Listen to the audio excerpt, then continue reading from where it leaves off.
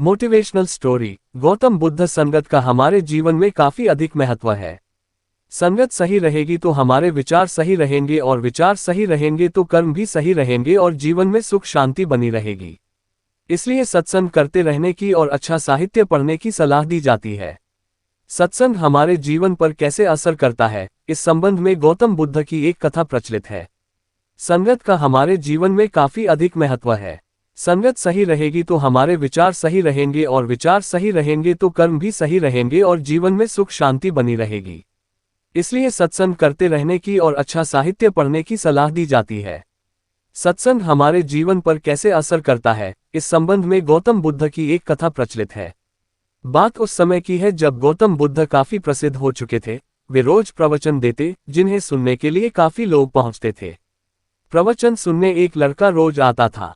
वह गौतम बुद्ध की सारी बातें बहुत ध्यान से सुनता था।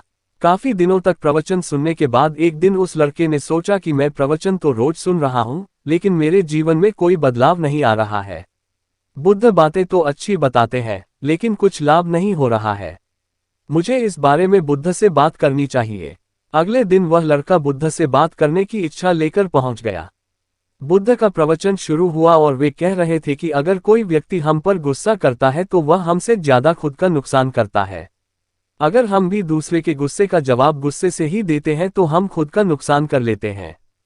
बुद्ध की ये बातें सुनते ही वह लड़का खड़ा हो गया और कहने लगा कि तथागत, मैं बहुत दिनों से आपके प्रवचन सुन रहा हूं, लेकिन मेरे जीवन में तो कोई बदलाव ही नहीं आया है। मुझे तो प्रवचन सुनने से कोई लाभ नहीं हो रहा है। बुद्ध ने अपने प्रवचन बीच में रोके और उस लड़के की बात सुनने लगे। जब वह लड़का चुप हो गया तो बुद्ध ने उससे पूछा कि तुम कहाँ रहते हो। लड़का बोला कि मैं श्रावस्ती में रहता हूँ। बुद्ध ने कहा कि श्रावस्ती से यहाँ तक की दूरी कितनी होगी और यहाँ आने में कितना समय लगता है। उस लड़के ने बुद्ध की बातों का उत्तर दिया तो बुद्ध ने फिर पूछा कि यहाँ आते कैसे हो। उसने बताया कि मैं कभी पैदल आता हूँ, कभी सवारी का कोई साधन मिल जाता है तो उससे आ जाता हूँ। बुद्ध ने फिर एक नया प्रश्न पूछ लिया कि क्या तुम यहाँ बैठे बैठे अपने घर पहुंच सकते हो। ये प्रश्न सुनकर वह लड़का और वहां बैठे सभी लोग हैरान हो गए। लड़के ने कहा कि ये कैसे संभव है, मैं बैठे बैठे कहीं और नहीं पहुंच सकता, इसके लिए तो मुझे ही चलकर जाना होगा। बुद्ध ने कहा कि तुम्हारी बातों में ही तुम्हारे प्रश्नों का उत्तर है।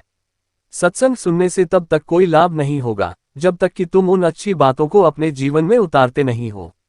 जब तक तुम अच्छे काम नहीं करोगे, इच्छाओं का त्याग नहीं करोगे, बुराइयों से दूर नहीं रहोगे, तब तक तुम्हारे जीवन में कोई बदलाव नहीं आएगा। सिर्फ प्रवचन सुनने से, यहाँ बैठने से जीवन में कोई बदलाव नहीं आएगा।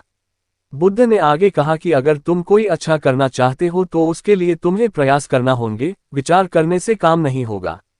सत्संग में तुम्हें सही गलत बातों